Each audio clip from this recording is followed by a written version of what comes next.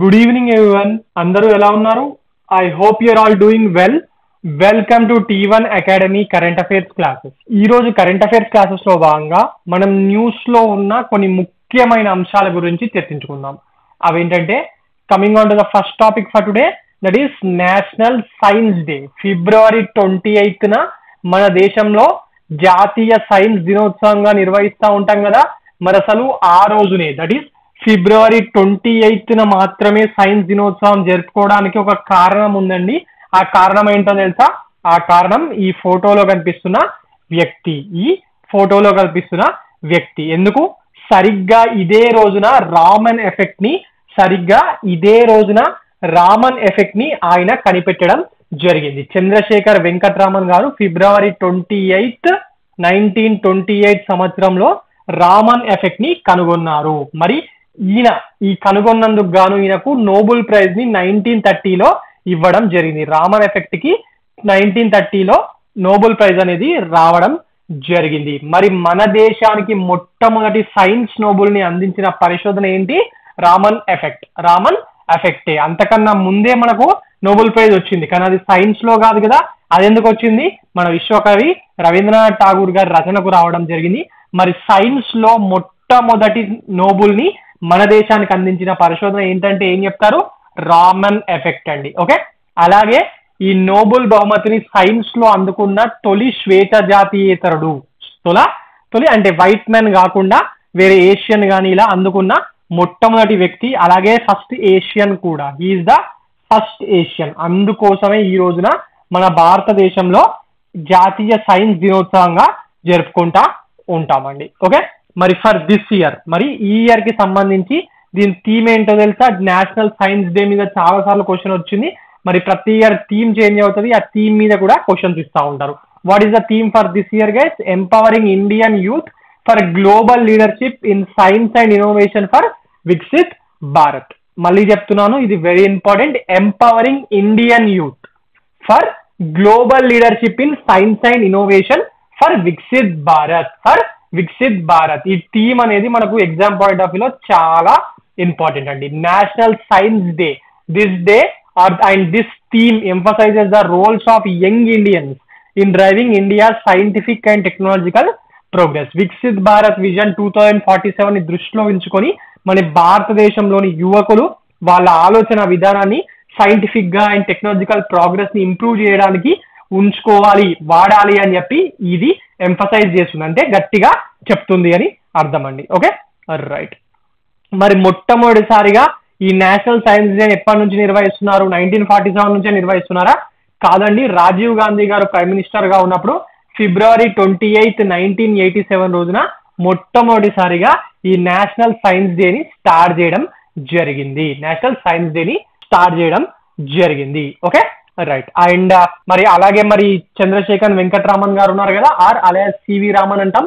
Yes, మరి CV Raman గారు ఆయన చేసిన కృషికి గాను మరి ఆయనకు నోబెల్ ప్రైజ్ వచ్చింది. అలాగే మన భారతదేశం కూడా మొట్టమొదటి భారతరత్న అవార్డుని 1954లో ఆయనకే ఇచ్చి గౌరవించడం జరిగింది. దేశానికి తొలి సైన్స్ నోబెల్ తెచ్చండి కదా ఈయన. ఎస్, మరి తెచ్చిన సివి రామన్ గారు బెంగళూరులోని Indian institute of sciences, IISc ఉంది కదా. ఎస్, IIScని వ్యవస్థాపనలో ఆయన చాలా కీలకమైన పాత్ర పోషించాడు. మరి దానికి డైరెక్టర్ గా కూడా పనిచేయడం జరిగింది. మరి తర్వాత ఆయన రిటైర్ అయ్యి 1948లో అదే బెంగళూరులో రామన్ రీసెర్చ్ ఇన్స్టిట్యూట్ అనే దాన్ని ప్రారంభించడం జరిగింది. సివి రామన్ మనకి ఎగ్జామ్ పాయింట్ ఆఫ్ వ్యూలో కూడా చాలా ఇంపార్టెంట్ వ్యక్తి అండి. Okay, right. నౌ మరి అప్పటి నుంచి నేషనల్ సైన్స్ డే గురించి మాట్లాడుకుంటున్నాం. మరి ఈ రోజు గురించి మాట్లాడుతూ పిఐబిలో అసలు 2024లో ఇండియా సైన్స్ అండ్ టెక్నాలజీలో ఏమేమి అడ్వాన్స్మెంట్స్ ఏ విషయాల్లో ముందుకెళ్ళింది అన్న విషయాల మీద మనకు పిఐబి వాళ్ళు ఒక సంచిక రిలీజ్ చేయడం జరిగింది. మరి ఆ హైలైట్స్ ఏంటో కూడా మనం ఇక్కడ చూద్దామండి. పిఐబి ఇలా రిలీజ్ చేసింది నేషనల్ సైన్స్ డే రోజు అంటే అది చాలా ఇంపార్టెంట్ అవుతుంది. ఎందుకంటే రేపు పొద్దున్న యూపీఎస్సీలో కానీ, Group 1లో కానీ, Group 2లో కానీ క్వశ్చన్ పేపర్ తయారు చేసేటప్పుడు ఖచ్చితంగా వీటిని దృష్టిలో పెట్టుకుని తయారు చేస్తారండి. Okay, right. So what are the key achievements are advancement of India in science and technology in 2024? So మరి India global science and technology landscape లో ర్యాంకింగ్స్ రిలీజ్ అవుతా ఉంటాయి కదా. అలా రిలీజ్ అయిన ర్యాంకింగ్స్ లో global innovation index 2024 global innovation index లో మన దేశం 39th ప్లేస్ లో నిలవడం జరిగింది. అలాగే global intellectual property filings report ఉంటుంది కదా, WIPO వాళ్ళు ఇస్తారు, వరల్డ్ ఇంటెలెక్చువల్ ప్రాపర్టీ ఆర్గనైజేషన్. ఆ ర్యాంకింగ్స్ లో 6th పొజిషన్ లో నిలవడం జరిగింది అని చెప్పి PIB లో మనకు న్యూస్ వచ్చింది. ఇవన్నీ కరెక్టే కదా. ఈ ర్యాంకింగ్స్ మీద మనకి ఎగ్జామ్ లో క్వశ్చన్స్ వస్తాయి. సో గ్లోబల్ ఇన్నోవేషన్ ఇండెక్స్ కి సంబంధించి 39th ర్యాంక్ లో ఉన్నాం మనం ఫర్ 2024. అలాగే గ్లోబల్ ఇంటెలెక్చువల్ ప్రాపర్టీ ఫైలింగ్స్ కి సంబంధించి 6th పొజిషన్ లో ఉండడం జరిగింది. అలాగే ఈ పాయింట్ కూడా, ద నెట్వర్క్ రెడీనెస్ ఇండెక్స్ 2024 గాను మన దేశం 49th ప్లేస్ లో నిలవడం జరిగిందండి. ఇంతకుముందు ఆ డేటా రిలీజ్ చేసినప్పుడు 2019 లో 79th ప్లేస్ లో ఉండే 2024 కి వచ్చేసరికి 49 ప్లేస్ కి రావడం జరిగింది. ఇవన్నీ దేని గురించి చెప్తున్నాయి? ఇండియా సైన్స్ అండ్ టెక్నాలజీలో రంగంలో క్రమక్రమంగా ముందుకు దూసుకొస్తుందనే విషయాలు కదా. This is showcasing the advancements of infrastructure and digital transformation of India in information technology. Okay, right. అలాగే మరి రీసెంట్ గా నేషనల్ క్వాంటమ్ మిషన్ ని కూడా మన ప్రైమ్ మినిస్టర్ నరేంద్ర మోడీ గారు 2024 లో లాంచ్ చేయడం జరిగింది కదా. ఈ నేషనల్ క్వాంటమ్ మిషన్ మీద ఆల్రెడీ UPSC ఎగ్జామ్స్ లో, CDS లో అనుకుంటాను, క్వశ్చన్స్ కూడా రావడం జరిగింది. మరి నేషనల్ క్వాంటమ్ మిషన్ యొక్క మొత్తం అవుట్లే 6003 crores అండి.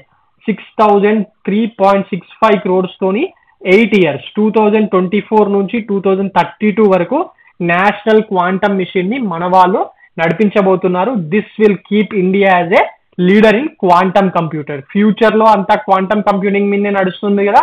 అటు కంప్యూటర్స్ లో కానివ్వండి, ఇటు కమ్యూనికేషన్ మెటీరియల్ సెన్సింగ్, ఇలా అన్నిట్లో కూడా క్వాంటమ్ ఇంజనీరింగ్ ఉంటుంది. కాబట్టి అందుకోసం ఇట్లా నేషనల్ క్వాంటమ్ మిషన్ అనే దాన్ని మన వాళ్ళు స్టార్ట్ చేయడం జరిగింది. Okay, right. అలాగే నేషనల్ సూపర్ కంప్యూటింగ్ మిషన్ ని కూడా మన వాళ్ళు 2024 లో స్టార్ట్ చేశారు కదా. మరి ఇండియాలో ఉన్న సూపర్ కంప్యూటర్స్ యొక్క ఇన్ఫ్రాస్ట్రక్చర్ ఇది కనిపిస్తుంది కదా. This is one of the super computers అండి, పరం. మరి మన సూపర్ కంప్యూటింగ్ ఇన్ఫ్రాస్ట్రక్చర్ అనేది సిగ్నిఫికెంట్ గా ఇంక్రీజ్ అయ్యింది. It has reached about 32 petaflops with an addition of 5 petaflops in 2024. 2024 లో 5 petaflops ని యాడ్ చేయడం వల్ల 32 petaflops కి చేరుకుంది అని చెప్పి చెప్తున్నారు. మన ఇండియాలోనే లార్జెస్ట్ సూపర్ కంప్యూటర్ సిస్టమ్ ఎక్కడ ఉందండి? న్యూఢిల్లీలోని ఇంటర్ యూనివర్సిటీ యాక్సిలరేటర్ సెంటర్ లో దీన్ని పెట్టడం జరిగింది. సో మనము అటు నేషనల్ సూపర్ కంప్యూటింగ్ మిషన్ 2024 లో స్టార్ట్ చేశాం, అలాగే నేషనల్ క్వాంటమ్ మిషన్ స్టార్ట్ చేశాం అనే విషయాలు మనకు తెలియాలి. అలాగే ఆర్టిఫిషియల్ ఇంటెలిజెన్స్ సంబంధించి మన వాళ్ళు ఇందులో ముందడికి వెళ్ళడానికి గాను, మనల్ని మనం ప్రూవ్ చేసుకోవడానికి గాను భారత్ జన్ ఇనిషియేటివ్ ని తీసుకురావడం జరిగింది. మరి ఇందులో భాగంగా ఈ LLMs ఉంటాయి కదా. ఆర్టిఫిషియల్ ఇంటెలిజెన్స్ కి సంబంధించి భారతదేశానికి సంబంధించి మొట్టమొదటి LLM ని డిజైన్ చేయడానికి భారత్ జన్ ఇనిషియేటివ్ ని గవర్నమెంట్ ఆఫ్ ఇండియా లాంచ్ చేయడం జరిగింది. LLM అంటే India's first multilingual large language models అంటా ఉంటారు. ఎందుకంటే ఇప్పుడు ChatGPT ఇవన్నీ వచ్చినాయి కదా. అట్లా మరి మన ఇండియా తరఫున కూడా సొంతంగా ఏదైనా తీసుకురావడానికి ఇట్లా LLMs ని, లార్జ్ లాంగ్వేజ్ మోడల్ సొంతంగా తయారు చేయడానికి ఆర్టిఫిషియల్ ఇంటెలిజెన్స్ సంబంధించి భారత్ జన్ ఇనిషియేటివ్ అనే దాన్ని తీసుకురావడం జరిగింది. ఫర్ వాట్ అండి? Bharat Gen initiative related to generative AI. ఈ పాయింట్ కూడా ఇంపార్టెంట్ అండి. ఇవన్నీ మనకు exam point of view important. National quantum mission కానివ్వండి, నేషనల్ సూపర్ కంప్యూటింగ్ మిషన్ కానివ్వండి, ఆర్టిఫిషియల్ ఇంటెలిజెన్స్ సంబంధించిన Bharat Gen initiative and LLMs అనేవి మనకు ఎగ్జామ్ పాయింట్ ఆఫ్ వ్యూలో ఇంపార్టెంట్. మరి ఇండియా ఇప్పుడు మాత్రమే సైన్స్ అండ్ టెక్నాలజీ సెక్టర్ లో ముందుందా? యాన్షియంట్ ఇండియాలో సైన్స్ కి సంబంధించిన విషయాల మీద పరిశోధనలు జరగలేవా? జరిగినాయి కదా. ద ఐడియా ఆఫ్ జీరో, ప్రపంచానికి జీరో అందించింది మన భారతదేశమే కదా. ఎవరు? ఆర్యభట్ట. మన Aryabhata has introduce the symbol of zero, right. అలాగే డెసిమల్ సిస్టమ్ అందించాం, రైట్. న్యూమరల్ నోటేషన్స్ అందించాం అరబిక్ న్యూమరల్స్ కన్నా ముందు, రైట్. మరి ఫిబోనకీ నంబర్స్ ని, బైనరీ నంబర్స్ ని, చక్రవల మెథడ్ ఆఫ్ అల్గరిథమ్స్ ని, రూలర్ మెజర్మెంట్స్ ని, థియరీ ఆఫ్ ఆటమ్స్ ని. ఎందుకు? ఈ అటామిక్ థియరీ గురించి మనము ఈ ఫిజిక్స్ లో చదువుతాం కానీ జాన్ డాల్టన్ పేరు మీద చదువుతాం అటామిక్ థియరీ గురించి. మరి అంతకన్నా ముందుగానే మన కన్నడ్ దీని మీద ముందే చెప్పడం జరిగింది. ఇవన్నీ ప్లాస్టిక్ సర్జరీ, సుశ్రుత తీసుకొచ్చిన ప్లాస్టిక్ సర్జరీ కానివ్వండి, మరి క్యాటరాక్ట్ సర్జరీ కూడా సుశ్రుతనే కదా. ఇక ఆయుర్వేద, చెరక తీసుకొచ్చిన ఆయుర్వేద కానివ్వండి, ఇట్లా మనము ప్రపంచం కంటే ముందుగానే సైన్స్ అండ్ టెక్నాలజీలో ముందున్నాము. ఓకే రైట్, ఇది జస్ట్ ఫర్ ఇన్ఫర్మేషన్ చెప్పాను ఈ పాయింట్ మాత్రము. కానీ మనం నేషనల్ సైన్స్ డే, మరి దాని యొక్క థీము, మరి ఇండియా ఏమేం చేసింది లాస్ట్ ఇయర్ 2024లో, ఇవన్నీ కూడా మనకి ఎగ్జామ్ పాయింట్ ఆఫ్ వ్యూలో వెరీ వెరీ ఇంపార్టెంట్ అవుతాయి.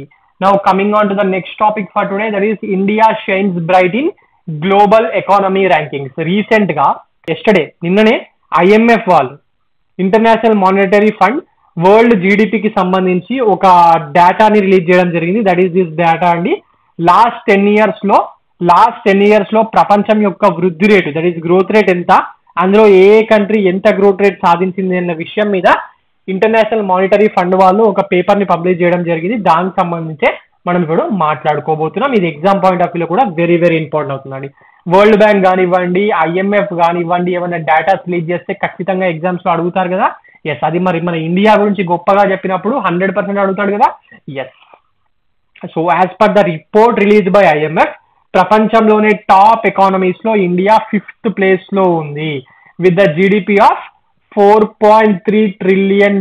With the GDP of $4.3 trillion in 2025, India stood 5th place అని చెప్పి ఐఎంఎఫ్ వాళ్ళు చెప్పడం జరిగింది. 2015లో అదే దాంట్లో ఏం చెప్పారంటే వాళ్ళు, 2015లో ఇండియా జీడిపి 2.4 trillion ఉండే. మరి ఈ 10 ఏళ్లలో అన్ని దేశాల కన్నా ఎక్కువగా 77% గ్రోత్ నమోదు చేసి ఇండియా యొక్క జీడిపి $4.3 trillion కి చేరుకుంది అని చెప్పి ఐఎంఎఫ్ వాళ్ళు వాళ్ళ రిపోర్ట్ లో మెన్షన్ చేయడం జరిగింది. మేజర్ ఎకానమీస్ లైక్ చైనాని, యుఎస్ ని, జర్మనీని, ఇట్లా అన్ని దేశాల కన్నా ఎక్కువగా లాస్ట్ 10 years లో మన గ్రోత్ రేటే ఎక్కువగా ఉంది అని చెప్పి వాళ్ళు తెలియజేయడం జరిగింది. ఇది వాళ్ళు రిలీజ్ చేసిన చార్ట్ అండి, February 2025. మీకు ఇక్కడ కనిపిస్తుంది కదా. ఎస్, మరి రీసెంట్ డేటా ఇది ఐఎంఎఫ్ వాళ్ళు ఇచ్చింది. Okay right, the world top 10 economies లో ఏమున్నాయి? ఫస్ట్ యుఎస్ ఉంది, ఎంత? $30.3 trillion తోని వాళ్ళు లాస్ట్ 10 years లో 28% గ్రోత్ ని సాధించారు. మరి China $19.5 trillion with 74% growth in last 10 years. Germany 3rd place లో ఉంది, $4.9 trillion with 10% growth rate. Japan 4th place లో ఉంది with $4.4 trillion, that is in 6th place, with 6% growth rate. మరి మన ఇండియా 5th ప్లేస్ లో నిలవడం జరిగింది with $4.3 trillion with 77% growth rate. ఇది మనకి ఇంపార్టెంట్ అండి. ఎగ్జామ్ లో ఈ టాప్ 10 కంట్రీస్ మీద ఏమన్నా అడగచ్చు. ముఖ్యంగా మన ఇండియాకి సంబంధించి last time already TSPSC Group 4 లోను Group 3 లోను అడిగారు, మళ్ళీ కూడా అడగచ్చు. ఏపీఎస్సీ గ్రూప్స్ లో కూడా అడిగారు రీసెంట్ గా, మరి మళ్ళీ కూడా అడగచ్చు. ఇది చూడండి, దిస్ పాయింట్ 77% గ్రోత్ రేట్ మనదే హైయెస్ట్. దాని తర్వాత ఎవరిది? Second highest is China. మరి దాని తర్వాత తుర్కీ వాళ్ళు, దాని తర్వాత ఇండోనేషియా, దాని తర్వాత ఇట్లా ప్రపంచంలో టాప్ ప్లేస్ లో మనమే ఉండడం జరిగిందండి. ఓకే రైట్, ఇండియా జీడిపి ఎంత ఇన్ 2025? $4.3 trillion. $4.3 trillion. మన హైయెస్ట్ యుఎస్ది $30.3 trillion అండి. మనం 5th ప్లేస్ లో ఉన్నాం, కానీ మనకు ఫస్ట్ ప్లేస్ లో ఉన్న వాళ్ళకు మధ్యలో $26 trillion గ్యాప్ ఉంది. అంటే still with the population of 140 crores we're only producing the GDP of 4.3 trillion. with the population of 30 crores they are producing 30 trillion. 30 to 35 crores ఉంటుంది వాళ్ళ జనాభా. మరి దాంతో వాళ్ళు $30.3 trillion ని ప్రొడ్యూస్ చేస్తున్నారు. ఇది గమనించాల్సిన పాయింట్ అండి. ఓకే రైట్, సో అంటే ఇక్కడ ఏం చెప్తున్నాను ఏంటంటే ఇంకా చాలా స్కోప్ ఉంది మనం ఇంప్రూవ్ కావడానికి. Okay right, now coming on to the next topic, that is DRDO and navy carried out successful trial of naval anti ship missiles. మొట్టమొదటిసారిగా గగనతలం నుంచి మన భారతదేశము ఒక నౌకా విధ్వంసక క్షిపణిని మొట్టమొదటిసారిగా ప్రయోగించడం జరిగిందండి. అంటే గాల్లో నుంచి మరి సముద్రం మీద ట్రావెల్ చేస్తున్న ఒక షిప్ ని కూల్చేయడానికి మొట్టమొదటిసారిగా మన భారతదేశం ట్రై చేసింది. మరి దీన్ని ఏమంటాము? NASMSR అంటే naval anti ship missile short range అండి. ఎస్ఆర్ అంటే షార్ట్ రేంజ్. మరి మొట్టమొదటి naval anti ship missile short range missile ని డిఆర్డిఓ వాళ్ళు ఎవరు ట్రై చేశారు? ఎవరు దీన్ని లాంచ్ చేశారు? DRDO and Indian navy and మన భారతదేశపు నేవీ రెండు కలిపి దీన్ని రీసెంట్ గా మరి ఇలాంటివన్నీ ఎక్కడ టెస్ట్ చేస్తారండి? ఒరిస్సాలో ఉన్న చాందీపూర్ లో ఇంటిగ్రేటెడ్ టెస్టింగ్ రేంజ్ ఉంది కదా, yes yes ITR or integrated testing range of Chandipur లో మరి దీన్ని టెస్ట్ చేయడం జరిగింది. మరి ఎలా టెస్ట్ చేశారు? మన ఇండియన్ నేవీకి సంబంధించిన సీ కింగ్ హెలికాప్టర్ నుంచి దీన్ని ప్రయోగించినట్టు మరి ఇది సక్సెస్ అయినట్టు డిఆర్డిఓ వాళ్ళు ఇన్ఫర్మేషన్ ని ప్రెస్ కి రిలీజ్ చేయడం జరిగింది. Okay right. మరి ఈ మిజైల్ లో ఏమున్నాయి? This missile is mainly equipped with an indigenous imaging infrared seeker. సొంతంగా మన దేశంలోనే తయారు చేసిన ఇన్ఫ్రారెడ్ సీకర్ అందులో ఉందండి.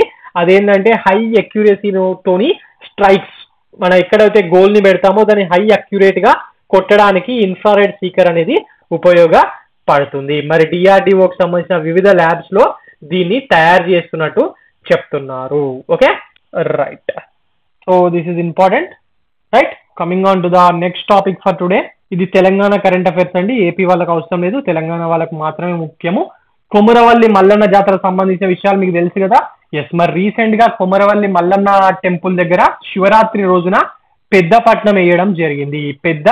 పెద్ద పట్నం ఇక్కడ కనిపిస్తుంది కదా, ఒగ్గు కళాకారులు ఇది వేస్తారండి ప్రతి సంవత్సరం శివరాత్రి రోజున. మరి అక్కడ ఈ పెద్ద పట్నంని వేయడం జరిగింది. అసలు ఈ కొమురవల్లి మల్లన్న జాతర ఎక్కడ జరుగుతుంది, అసలు ఈ పెద్ద పట్నం అంటే ఏంది, పెద్ద పట్నం అంటే ఏంటి, ఇదంతా కూడా మనం చూద్దామండి. ఎక్కడ జరుగుతుంది ఇది కొమురవల్లి మల్లన్న జాతర? చెప్పండి. సిద్దిపేట జిల్లా కదా. ఎస్, సిద్దిపేట్ డిస్టిక్ లో ఉన్న చెర్యాల్ అనే ఒక మండలం ఉంటుందండి. సిద్దిపేట జిల్లాలోని చెర్యాల్ మండలంలో ఉన్న కొమురవల్లి గ్రామంలో కొమురవల్లి మల్లన్న జాతర అనేది జరుగుతూ ఉంటుందండి. మరి ఈ కొమురవల్లి మల్లన్న టెంపుల్లో ముఖ్యమైన దేవుడు ఎవరు? మల్లికార్జున స్వామి ఆర్ మల్లన్ననే కదా. Yes, Komuravelli Mallikarjuna Swami or Komuravelli Mallanna. మరి ప్రతి సంవత్సరం కూడా మాఘమాసం నుంచి ఉగాది పర్వదినం వరకు ఈ జాతర అనేది జరుగుతుంది. మరి ఇక్కడ పూజారులుగా బ్రాహ్మణ్ పంతులు ఉండరండి. ఇక్కడ పూజారులుగా ఒగ్గు కళకు సంబంధించిన పూజారులు ఉంటారు కదా. ఎస్, ఆ ఒగ్గు పూజారులు ఇక్కడ జాతరలు నిర్వహిస్తూ ఉంటారు. మరి ముఖ్యంగా శివరాత్రి రోజున ఇక్కడ పెద్దపట్నం, మీకు ఇక్కడ సర్కిల్లో ఇదంతా కనిపిస్తుంది కదా. ఎస్, దీన్నే పెద్దపట్నం అంటారు. అండ్ అగ్నిగుండాలు నిర్వహిస్తూ ఉంటారు. ఇక్కడ మీకు కనిపిస్తున్న విగ్రహాలు ఉన్నాయి కదా, ఈ విగ్రహాలని తీసుకొని ఫస్ట్ పూజారులు దాటిన తర్వాత నార్మల్ జనాలని ఈ గేట్లు తీస్తారండి. ఈ నార్మల్ జనాలు వచ్చి దీని మీదకి వెళ్ళి ఇట్లా దాటి వెళ్తా ఉంటారు పెద్దపట్నంని. అలాగే అగ్నిగుండాలంటే మన అగ్ని మీద నడుస్తూ ఉంటారు కదా, ఎస్ సిమిలర్ అలాంటి కాన్సెప్టే. మరి ఇక్కడ మీకు దేవాలయం కనిపిస్తుంది కదా. ఎస్, ఈ కొమురవల్లి మల్లన్న టెంపుల్ అనేది కాకతీయ మరియు Chalukya Hindu style of architecture లో కట్టారు. మరి ఇక్కడ మల్లన్న దేవుడితో పాటుగా గొల్ల కేతమ్మ మరియు గొల్ల మేడాలమ్మ ఆర్ భ్రమరాంబిక దేవతలను కూడా ఇక్కడ పూజిస్తా ఉంటారండి. Okay right. సో ఈ కొమురవల్లి మల్లన్న జాతర వెరీ వెరీ ఇంపార్టెంట్ మనకి ఎగ్జామ్ పాయింట్ ఆఫ్ వ్యూలో. మరి ఇట్లా క్వశ్చన్ టఫ్ చేయాలనుకున్నప్పుడు జనరల్ గా అందరు ఏం ఎక్స్పెక్ట్ చేస్తారు? ఎంసీక్యూ ఇచ్చేసి ఒక మ్యాచ్ ద ఫాలోయింగ్ ఇచ్చేసి కొమురవల్లి మల్లన్న జాతర, ఐనవోల్ జాతర, కురుమూర్తి జాతర, కొండగడి జాతర ఇట్లా పేర్లు ఇచ్చేసి అవి ఎక్కడెక్కడ మ్యాచ్ అని చెప్పి మ్యాచ్ ద ఫాలోయింగ్ అడుగుతారని చెప్పి ఎక్స్పెక్ట్ చేస్తాం. కానీ క్వశ్చన్ టఫ్ చేయాలనుకున్నప్పుడు ఇట్లా ఈ పెద్దపట్నం అనేది కింద ఇచ్చిన దాంట్లలో ఏ జాతరలో నిర్వహిస్తారు అని చెప్పి అడగచ్చండి. దీనికి వెళ్ళే వాళ్ళకో లేకపోతే ఆ జిల్లా వాళ్ళకే తెలుస్తుంది, మరి అందరికీ తెలియకపోవచ్చు. అందుకోసమే నేను ఇక్కడ చెప్తున్నాను. ఈరోజు ఈనాడు పేపర్లో ఫస్ట్ పేజ్ లో వచ్చింది. సో మనకి ఇది ఎగ్జామ్ పాయింట్ ఆఫ్ వ్యూలో ఇంపార్టెంట్ అవుతుంది. Okay, Komuravelli Mallanna or Mallanna Swami temple మనకి ఎగ్జామ్ లో చాలా చాలా ఇంపార్టెంట్. ఆల్రెడీ న్యూమరస్ టైమ్స్ దీని మీద తెలంగాణ వాళ్ళకు క్వశ్చన్స్ వచ్చున్నాయి. Okay right. Now coming on to the next topic, that is Jaishankar and envoys from 61 nations enjoy elephant safari at Kaziranga. Recent గా న్యూఢిల్లీలో జరిగిన కాన్ఫరెన్స్ ఉంది కదా, ఏషియా కాన్ఫరెన్స్. ఎస్, మరి దానికి వచ్చిన ఎన్వాయిస్ అంటే రాయబారులు లేకపోతే ఆ మీటింగ్ కి వచ్చిన వివిధ దేశాలకు సంబంధించిన అధికారులు మరియు మన జయశంకర్ గారు ఉన్నారు కదా. ఎస్, ఆయన మన కాజిరంగా నేషనల్ పార్క్ ఎలిఫెంట్ సఫారీకి చాలా ఫేమస్ కదా. ఎస్, వాళ్ళందరూ అక్కడికి వెళ్ళారు అని చెప్పి హిందూ పేపర్ లో ఈరోజు రావడం జరిగింది. మరి ఇది చూసినట్టయితే ఒకసారి వాళ్ళు ఎందుకు పోయారు, ఆడ ఏం చేసి వచ్చారని మనకి ఏం అడగరు. కాకపోతే కాజీరంగా నేషనల్ పార్క్ న్యూస్ లో ఉంది కాబట్టి సో బేసిక్ థింగ్స్ చూద్దాం. మనకు అస్సాంలో నేషనల్ పార్క్స్ చాలా ఎక్కువ అండి. అందులో అస్సాంలో దగ్గర దగ్గర 7 నేషనల్ పార్క్స్ ఉన్నాయి. రీసెంట్ గానే 2 నోటిఫై అయినాయి 2021 లా. మరి అందులో అన్నిటికన్నా ఇంపార్టెంట్ ఎప్పటి నుంచో నోటిఫైడ్ నేషనల్ పార్క్ కాజీరంగానే కదా. ఎస్, ఈ కాజీరంగా, ఈ పేర్లు గుర్తుపెట్టుకోండి, కాజీరంగా, మానస్, ఓరాంగ్ ఇవి అందరికి తెలుస్తాయి. ఇక ఈ రైమోనా రీసెంట్ గా అయింది, దిహింగ్ పట్కాయ్ రీసెంట్ గా అయింది. ఓకే, ఈ నమేరి, దిబ్రూ సైకోవా ఈ పేర్లు గుర్తుపెట్టుకోవడానికి ప్రయత్నించండి. ఇందులోకి వెళ్ళి అడుగుతారు. నేషనల్ పార్క్స్ పేర్లు ఇచ్చి this is belongs to which state ఇట్లా ఏదో ఒకటి ఇస్తాడు. సో మనం కాజీరంగా నేషనల్ పార్క్ న్యూస్ లో ఉంది కాబట్టి దానికి సంబంధించిన విశేషాలు ఒకసారి చూద్దాం. కాజీరంగా నేషనల్ పార్క్ ఇక్కడ ఉందండి, అస్సాంలో ఉంది. మన కాజీరంగా నేషనల్ పార్క్ లో ఈ ఎలిఫెంట్ రైడ్ తో పాటు, ఎలిఫెంట్ సఫారీస్ తో పాటు ఒక అనిమల్ చాలా చాలా ఫేమస్ అండి. దానికి సంబంధించి పోచింగ్ కూడా జరుగుతుంది కాజీరంగా నేషనల్ పార్క్ లో. ఏదది? వన్ ఆన్డ్ రైనోసరస్ కదా, ఒక ఒంటి కొమ్ము రైనోసరస్ అక్కడ ఫేమస్ కదా. ఎస్, మరి కాజీరంగా నేషనల్ పార్క్ అనగానే మనకు గుర్తుకు రావాల్సింది great Indian one horned rhinoceros.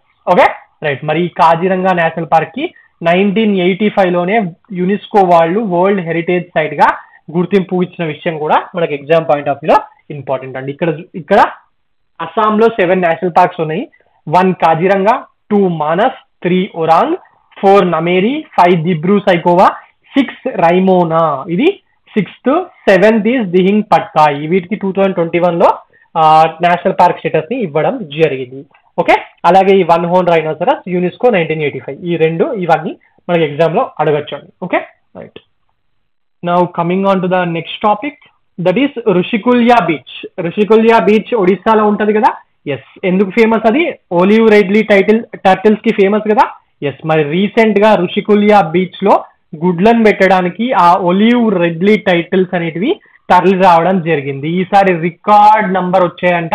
Record arrival of 6.5 lakh olive readily turtles. Okay right. మరి ఇది టాటాయిసెస్ వచ్చినాయి కాబట్టి మరి దీనికి సంబంధించిన విషయాలు ఏందో మనం ఒకసారి చూసుకుందాం అండి. రిషికుల్యా అండ్ గహర్మాతా బీచ్ ఒడిస్సాలోని గంజాం డిస్టిక్ లో ఉంటాయి. మరి వీటి మీద చాలా సార్లు యూపీఎస్ లో క్వశ్చన్ వచ్చింది. రీసెంట్ గా గ్రూప్ 1 లో కూడా అడిగారు. మరి దీనికి సంబంధించిన విశేషాలు ఒకసారి చూద్దాము. Okay right. Nearly 7 lakh olive readily turtles have laid eggs in Rushikulya, rookery in Odisha's Ganjam district during the 8 days of mass nesting till February 23rd, 2025. February 23rd, 2025 కల్లా దాదాపుగా 7 లక్షల ఒలివ్ రెడ్లీ టర్టిల్స్ అనేవి ఈ రిషికుల్యా బీచ్ కి తరలి వచ్చి అక్కడ వాటి గుడ్లను పెట్టాయి అని చెప్పి మనకు న్యూస్ లో ఆర్టికల్ రావడం జరిగింది. ఎప్పుడో 2001లో ఇట్లా ఇన్ని లక్షల ఒలివ్ రెడ్లీ టర్టిల్స్ అనేవి అప్పట్లో వచ్చాయంట. అది హైయెస్ట్ ఇన్ ఇండియా. మరి ఈసారి మళ్ళీ వచ్చే అవకాశం అంతగా ఉంది. ఈ గహిర్మాతలో వచ్చేటప్పుడు పక్కపక్కకే ఉంటాయండి రిషికుల్యా అండ్ గహిర్మాత. దీని మీద క్వశ్చన్ చాలా సార్లు వస్తుంది. Rishikulya and Gahirmatha beaches are related to what అని చెప్పిస్తాడు. They are related to olive readily turtles. అవి వచ్చి వాటి గుడ్లను మాస్ గా ఇన్ని లక్షలు వస్తాయి కాబట్టి మాస్ నెస్టింగ్ అంటాము, వచ్చి ఇక్కడ గుడ్లు పెట్టడం జరుగుతుంది. Okay right. ఇక ఒలివ్ రెడ్లీ టర్టిల్స్ గురించి మాట్లాడుకున్నట్టయితే they are the smallest and most abundant of all sea turtles found in the world. Sea turtles ప్రపంచంలో ఉన్న డిఫరెంట్ సీ టర్టిల్స్ లో ఇవి అన్నిటికన్నా చిన్నగా ఉంటాయంట. అలాగే ఇవి అన్నిటికన్నా ఎక్కువ నంబర్ గా ఉండడం జరిగింది అని చెప్పి ఇక్కడ చెప్తున్నారు. Okay right. మరి దీనికి పేరు ఎట్లా వచ్చిందంటే from olive green colouration of its carapace. ఇక్కడ షెల్ పైన ఉంది కదా, ఇక్కడ మీకు కనిపిస్తుంది కదా, ఈ ఒలివ్ గ్రీన్ కలర్ లో ఉండేసరికి వాటికి ఆ పేరు అనేది రావడం జరుగుతుంది. దీని scientific name Lepidochelys olivacea. Okay, ఇది కూడా ఒకసారి చూసుకోండి.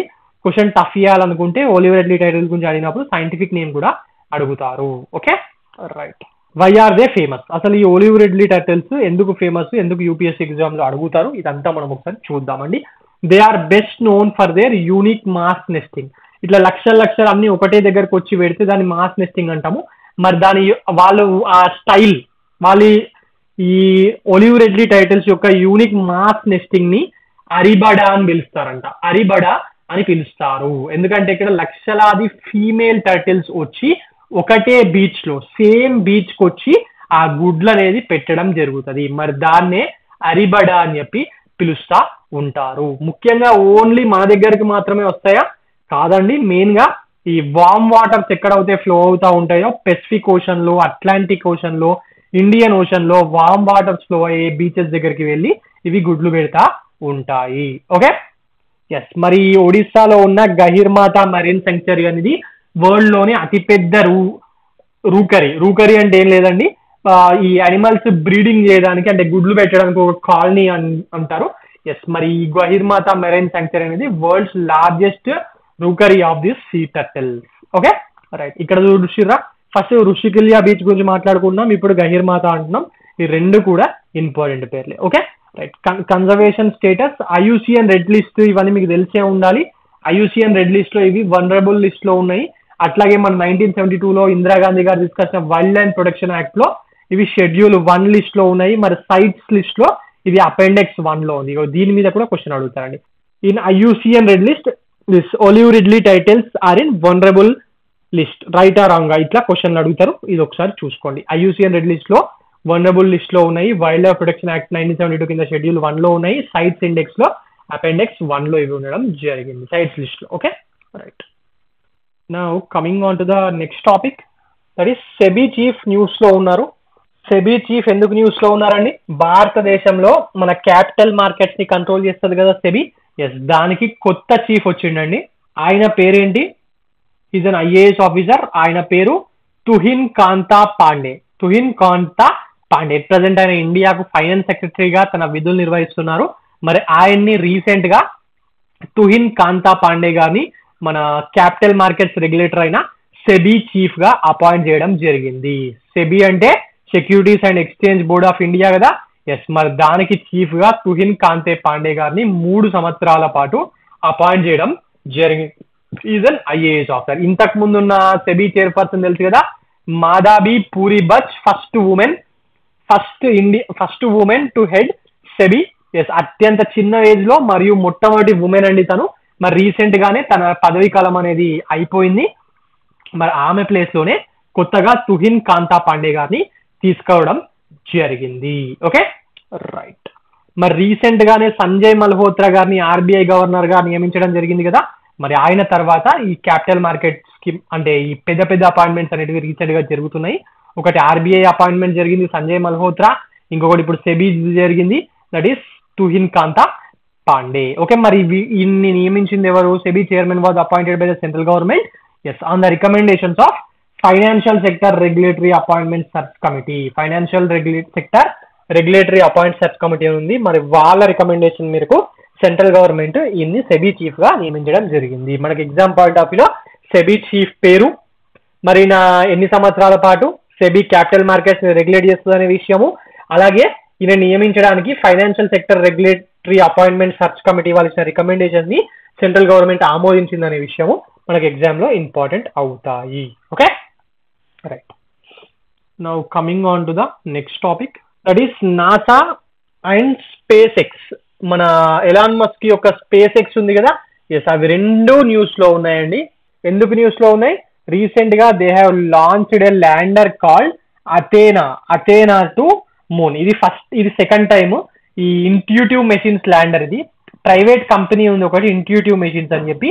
వాళ్ళు రీసెంట్ గానే మొట్టమొదటి ప్రైవేట్ కంపెనీగా ఈ మూన్ మీద ల్యాండింగ్ చేసిన మొట్టమొదటి ప్రైవేట్ కంపెనీగా వాళ్ళు చరిత్ర సృష్టించారు కదా. అప్పటి ఫోటో ఇది.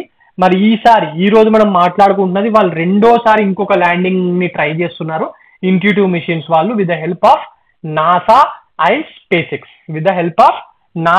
Space X. అందువల్ల వీళ్ళు న్యూస్ లో ఉన్నారు. ఇది ఏ దేశానికి సంబంధించిన కంపెనీ? అమెరికాకు చెందిన ప్రముఖమైన ప్రైవేట్ కంపెనీ అండి ఇంట్యూటివ్ మెషిన్స్ అనేది. మరి తాజాగా వాళ్ళు మళ్ళొక్కసారి అంతరిక్ష ప్రయోగం చేపట్టడం జరిగింది. చంద్రుని యొక్క సౌత్ పోల్, చంద్రుని యొక్క దక్షిణ ధ్రువం వద్ద దిగేలా ఈ అథీనా అనే ల్యాండర్ ను వాళ్ళు ప్రయోగించడం జరిగింది. మరి ఆ ల్యాండర్ లో వాళ్ళు ఒక డ్రోన్ ని కూడా పంపించారు. మరి దీన్ని వాళ్ళే సొంతంగా లాంచ్ చేసుకున్నారా? లేదు కదా. ఎస్, నాసా వాళ్లకు చెందిన జాన్ ఎఫ్ కెనడీ అంతరిక్ష ప్రయోగ కేంద్రం ఉంది కదా. ఎస్, దాని నుంచి స్పేస్ ఎక్స్ వాళ్ళ ఫాల్కన్ 9 రాకెట్ సహాయంతో మరి అథేనా ల్యాండర్ ని లాంచ్ చేయడం జరిగింది. ఈ ల్యాండర్ యొక్క ఎత్తు 15 మీటర్స్ అంట, సారీ 15 ఫీట్. అలాగే మరి మన మూన్ యొక్క సౌత్ పోల్ కి 100 మైల్స్ డిస్టెన్స్ లో ల్యాండ్ అయ్యేలాగా దీన్ని ప్రయోగించడం జరిగింది. మరి ఎక్కడ ల్యాండ్ అవుతుందంటే అసలు మన చంద్రుని మీద సూర్యకిరణాలు ఇప్పటి వరకు పడని ప్లేస్ ఒకటి ఉందండి, జెట్ బ్లాక్ అని చెప్పి అంటారు. మరి ఆ ఏరియాకి దాదాపు 400 మీటర్స్ దూరంలో దీన్ని దించడం జరుగుతుంది. Okay, yes. మరి అసలు ఈ ల్యాండర్ లో మరి అసలు ఈ డ్రోన్ ఎందుకు పంపించారంటే ల్యాండింగ్ ప్రక్రియ పూర్తయిన తర్వాత ఈ అథీనా ల్యాండర్ నుంచి ఈ డ్రోన్ అనేది బయటకు వచ్చి మూన్ మీద ఎగిరి అవసరం ఉన్న డేటానన్నిటిని కలెక్ట్ చేస్తుందంట. దీనికి ఏం పేరు పెట్టిరో తెలుసా? గ్రేస్ అనే పేరు పెట్టిరండి. గ్రేస్ అనే పేరు ఎక్కడ విన్నారా? కంప్యూటర్ ప్రోగ్రామింగ్ లెజెండ్ అండి ఆయన, గ్రేస్ హాపర్. మరి ఆయన సేవల గుర్తుగా ఈ డ్రోన్ కి ఆయన పేరు పెట్టడం జరిగింది. మరి ఈ డ్రోన్ మూన్ మీద 3 డిఫరెంట్ పరీక్షలు నిర్వహిస్తుందంట. ఒకటేమో మరి అక్కడ వాటర్, ఐస్ ఏమైనా ఉన్నాయా, ఇంకా మూన్ మీద ఉన్న గ్యాసెస్, దానికి సంబంధించిన ఇన్ఫర్మేషన్ సంబంధించిన విషయాల మీద రీసెర్చ్ చేయడానికి దీన్ని పంపించడం జరిగింది. ఓకే, మరి అథెనా అనే ఒక ల్యాండర్ ని రీసెంట్ గా ఇంట్యూటివ్ మెషిన్స్ వాళ్ళు మరి ప్రయోగించారు with the help of NASA and SpaceX అనే పాయింట్ మనకి ఎగ్జామ్ పాయింట్ ఆఫ్ వ్యూ లో important. This is a part of NASA's 2.6 billion commercial lunar payload services initiative. Okay, right. Now coming on to the next topic for today, that is రక్షణ రంగ ఉత్పత్తుల విజ్ఞాన వైభవం అన్న పేరుతోని ఒకటి మనకు ఈనాడు పేపర్లో ఒక ఆర్టికల్ వచ్చిందండి. అది దేనికి సంబంధించిందో ఒక్కసారి మనం చూద్దాము. మన హైదరాబాద్ లోని గచ్చిబౌలిలో జరుగుతుంది కాబట్టి మరి ఇక్కడ కనిపిస్తున్న ఫోటోలు ఉన్నాయి కదా, బ్రహ్మోస్ మిజైల్ సిస్టమ్ ని తీసుకొచ్చిరు, గచ్చిబౌలిలో ఇప్పుడు ఉన్నాయి. ఒకసారి వెళ్ళాలనుకుంటే వెళ్ళి చూసిరండి హైదరాబాద్ లో ఉన్న వాళ్ళు. అలాగే పినాకా లాకెట్ లాంచర్ ఇవన్నిటినీ కూడా అక్కడ స్టాల్స్ లో పెట్టి మనకు 3 రోజుల పాటు దీన్ని ప్రదర్శించబోతున్నారట. మరి ఈ రోజు ఎందుకంటే నేషనల్ సైన్స్ డేని పురస్కరించుకొని మరి మన డిఆర్డిఓ వాళ్ళు, అలాగే aeronautical society of India and Kalam institute of youth excellence, ఇది ఇంపార్టెంట్ అండి, DRDO plus aeronautical society of India plus Kalam institute of youth excellence, ఈ ముగ్గురు కలిపి విజ్ఞాన్ వైభవ్ 2K25 పేరిట ఈ రక్షణ రంగానికి సంబంధించిన ఉత్పత్తుల ప్రదర్శనను హైదరాబాద్ లోని Gachibowli stadium or GMC Balayogi స్టేడియంలో నిర్వహిస్తున్నారు. మరి దీనికి మన సెంట్రల్ డిఫెన్స్ మినిస్టర్ అయిన రాజ్నాథ్ సింగ్ గారు మరియు మన తెలంగాణ ముఖ్యమంత్రి రేవంత్ రెడ్డి గారు చీఫ్ గెస్ట్ గా వచ్చి దీన్ని స్టార్ట్ చేయబోతున్నారండి. 3 days పాటు ఈ ప్రోగ్రామ్ అనేది గచ్చిబౌలి స్టేడియంలో నిర్వహిస్తున్నారు. Okay, right. అంటే ఇది అసలు దేనికోసం అంటే మెయిన్ గా భారతదేశానికి చెందిన యుద్ధ పరికరాలు, మన డిఫెన్స్ సిస్టము, వాటి పనితీరు, మరి దాని తయారీ పరిజ్ఞానం ఎట్లుంటది, దానికి కావాల్సిన సైంటిస్టులు, విద్యార్థులకు అండ్ ఇంజనీరింగ్ స్టూడెంట్స్ కి, స్కూల్ స్టూడెంట్స్ కి, ఇంజనీరింగ్ స్టూడెంట్స్ కి ఈ ఇండియన్ డిఫెన్స్ సిస్టమ్ మీద ఉత్సుకత అనేది పెంచడానికి దీన్ని నిర్వహించడం జరుగుతుంది. ముఖ్యంగా ఏరోస్పేస్, డిఫెన్స్ టెక్నాలజీ పరిజ్ఞానం అనేది దీంట్లో జాబ్స్ ఉన్నాయి అన్న విషయాన్ని యువతకు అర్థమయ్యే విధంగా చెప్పాలన్న ఉద్దేశంతో దీన్ని నిర్వహిస్తున్నారు. Okay, right. Now coming on to the next topic for today, that is కొన్ని MCQs ఉన్నాయి, అవేంటో ఒక్కసారి చూద్దాం. ఫస్ట్ క్వశ్చన్, ద ఖాళీ fund which was in news recently is related to what? Recent గా COP16 అయింది కదా, ఎక్కడైంది? రోమ్ లో నిర్వహించారు కదా COP16 ని. ఎస్, మరి COP16 లో ఈ ఖాళీ ఫండ్ అనే దాన్ని ఫస్ట్ టైం తీసుకురావడం జరిగింది. మరి అసలు ఇది ఎందుకోసం తీసుకొచ్చారు? ఆప్షన్స్ చూడండి. Protection of biodiversity, first option ఏముంది? Protection of biodiversity. Second option emergency fund for war conflict zones, మరి దానికోసమా, లేకపోతే సపోర్ట్ ఫర్ ట్యూబర్క్లోసిస్ పేషెంట్స్ కోసమా, or UN peace keeping forces కి సంబంధించిందా? ఈ ఖాళీ ఫండ్ పేరు విన్నారా అండి? రీసెంట్ గానే న్యూస్ లోకి వచ్చిందండి. COP16 లో భాగంగా this is a new international fund which has been created to help protect our biodiversity. ప్రపంచంలోని బయోడైవర్సిటీని ప్రొటెక్ట్ చేయడానికి ఈ ఇంటర్నేషనల్ ఫండ్ ని ఖాళీ ఫండ్ అన్న పేరు మీద కొత్తగా COP16 లో తీసుకురావడం జరిగింది, రోమ్ లో జరుగుతున్న COP16 లో. మరి దీనికి మనీ ఎవరిస్తారు? Money for this will B collected from private companies. Private companies ఎందుకు ఇస్తాయి? వాళ్ళు ఎందుకు ఇవ్వాలని మీకు డౌట్ రావచ్చు. ఏవైతే కంపెనీస్ జెనెటిక్ డేటా నేచర్ నుంచి జెనెటిక్ డేటాను వాడుకుంటున్నాయో వాళ్ళ బిజినెస్ కోసము, ఎస్ వాళ్ళు దీంట్లోకి ఖచ్చితంగా ఇవ్వాలి అని చెప్పి రూల్ పెట్టడం జరిగిందండి. దిస్ ఖాళీ fund will receive money from the businesses basically that relay on genetic data and digital sequence information. వీటి మీద ఆధారపడి ఉన్న వాళ్ళు దీనికి ఫండ్ ఇవ్వడం అనేది జరుగుతుంది. Okay, so this is related to what? Protection of biodiversity.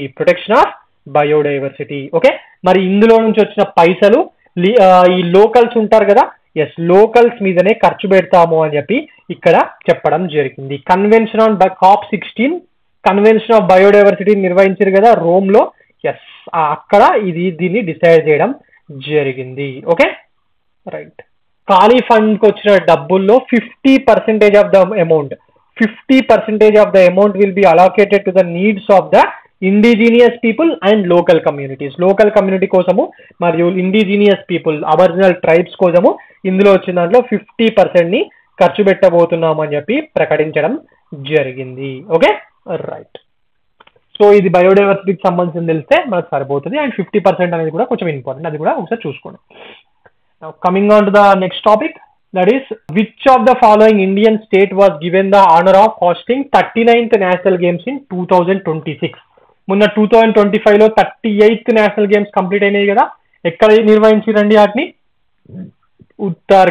Uttarakhand లో నిర్వహించడం జరిగింది కదా. మరి ఇందులో యాజ్ యూజువల్ గా సర్వీసెస్ వాళ్ళు ఫస్ట్ ప్లేస్ లో నిలిచారు. మరి నెక్స్ట్ 39th నేషనల్ గేమ్స్ ని 2026 లో ఎక్కడ నిర్వహించబోతున్నాం అని చెప్పి అడుగుతున్నాడు. Options: Maharashtra, Haryana, Uttarakhand, Meghalaya. Last time ఈసారి నిర్వహించాం కాబట్టి మళ్ళీ నిర్వహిస్తారా? కాదు కదా. ఎస్, మరి ఆన్సర్ ఏంటి? జనరల్ గా ఏమనుకుంటారు? హర్యానాను మహారాష్ట్ర అనుకుంటారు, ఎందుకంటే ఇవి స్పోర్ట్స్ ని బాగా ఎంకరేజ్ చేసే స్టేట్స్, మరి ఎప్పుడు టాప్ లిస్ట్ లో ఉంటాయి కాబట్టి మరి రెండిట్లో ఏదో ఒకటి అనుకొని పప్పులో కాలేస్తారు చాలా మంది.